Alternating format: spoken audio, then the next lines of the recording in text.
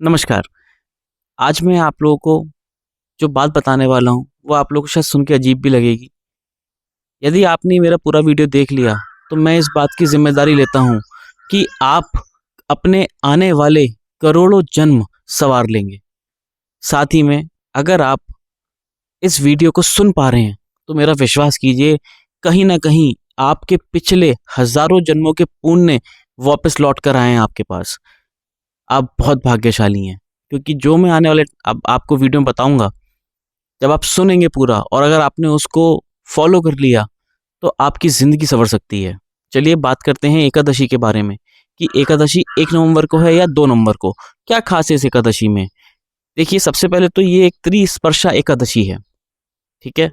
एकादशी शुरू होगी 1 तारीख को और समाप्त होगी 2 तारीख को। लेकिन 1 तारीख की जो एकादशी है, सुबह स्टार्ट होगी 9 बजे, वो दशमी युक्त है। तो दशमी युक्त एकादशी हम नहीं रखते हैं, क्योंकि गंधारी जी ने जब ये दशमी युक्त एकादशी रखी थी, तो उनके पूरे कुल का सर्वनाश हो गया था। ठीक है? इसलिए हम नहीं रखेंगे। अब एकादशी का व्रत कब रखेंगे? हम एकादशी का व्रत रखेंगे 2 तारीख को।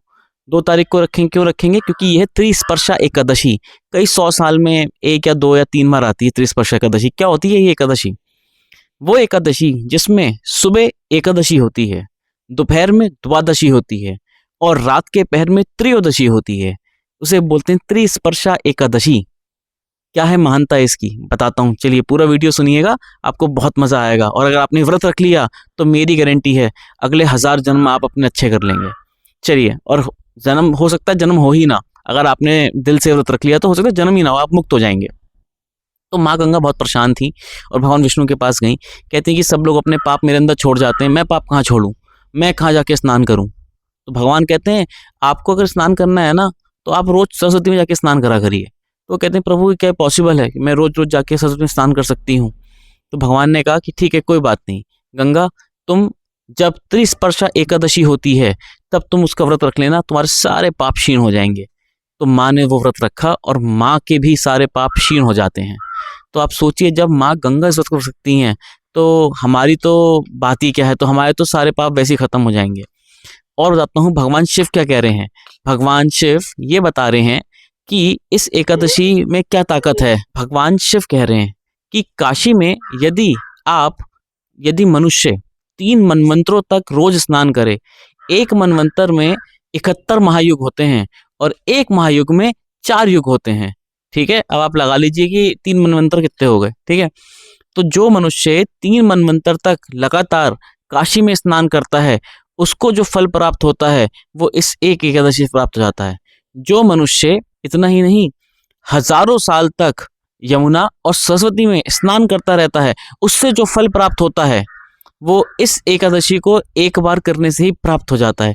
आप सोचिए कि कितनी महानता छिपी है इस एकादशी में। और जो लोग हैं ना, जिनकी 2 बेटियाँ होती हैं, जो कहते हैं कि भाई हमारा श्राद्ध कौन करेगा, हमारा श्राद्ध कौन करेगा?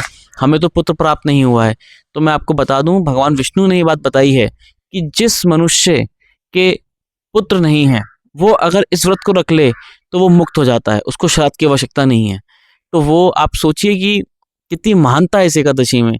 तो लोग जो परेशान रहते हैं ना, है ना? वैसे तो अगर आप शास्त्रों को पढ़ेंगे और शास्त्रों को देखेंगे, तो उसमें तो लिखा है कि माँ सीता ने श्राद्ध किया था। लेकिन हमारे यहाँ ना, हमारे हमारे देश में क्या है ना, हर जगह की ना अलग-अलग कहानियाँ हैं और अलग-अलग कहानियों में ना इस तरीके का होता है कि कहीं-कहीं पे लेडीज़ को श्राद्ध नहीं भी करने दिया जाता। ज़्यादातर नहीं करने दिया जाता, है ना? क्योंकि वो तो माँ थीं, तो उनकी बात अलग थी। तो इसलिए मैं आपसे ये कह सकता हूँ कि आप बिल्कुल भी इस व्रत को रखेंगे, तो आपको इस बात की चिंता नहीं करनी है कि हमारा श्राद्ध कौन करेगा। तो भैया अपना पुण्य आज ही एकत्रित कर लो। ठीक है ना? क्योंकि आने वाला समय बहुत दुखदाई है। आने वाले समय में ना ही कोई श्राद्ध करने वाला होगा, ना ही कोई श्राद्ध करवाने वाला होगा। ये बात आप मेरी लिख लीजिए। अगर आपको ऐसा लगता है कि कोई आएगा, तो मैं आपको बता दूँ, बहुत पुण्य होते हैं जब कोई श्राद्ध करने वाला आता है। वरना इतना आसान नहीं है, क्योंकि आज की डेट में कलयुग इतनी पर चरम सीमा पे जा चुका है कि कराने वाले भी भ्रष्ट ही हैं। ठीक है ना? इसलिए भैया अपना पुण्य एकत्रित कर लीजिए। अपना समय बहुत कीमती है। ठीक है? और बताता हूँ आपको भगवान क्या बता रहे हैं। जो मनुष्य 100 अश्वमेध यज्ञ और करोड़ों हज़ारों राजसूय यज्ञ करता है, उसका जो फल एकत्रित होता है ना, इस एक त्रिस्पर्श एकादशी से सहज में ही प्राप्त हो जाता है। देखिए भगवान श्री कृष्ण कितनी बड़ी बात बता रहे हैं। तो करना क्या है, 2 तारीख को सुबह-सुबह भगवान को मंत्रों के द्वारा जगाना होता है। ये मंत्र का स्क्रीनशॉट मैं आपकी स्क्रीन पे दे दूँगा, ठीक है ना? आप ले लीजिएगा, स्कंद पुराण में से मैंने निकाला है, तो आप ईज़िली उसको पढ़ सकते हैं और उसका स्क्रीनशॉट ले लीजिएगा, प्रिंट आउट निकाल लीजिएगा और सुबह-सुबह आप उसको भगवान के आगे पढ़िएगा और अपने दक्षिणावर्ती शंख में आप क्या कीजिएगा ना, भगवान को स्नान कराइएगा। उसमें थोड़ा-सा दूध डालिएगा, थोड़ा जल डालिएगा और तुलसी जी डालिएगा।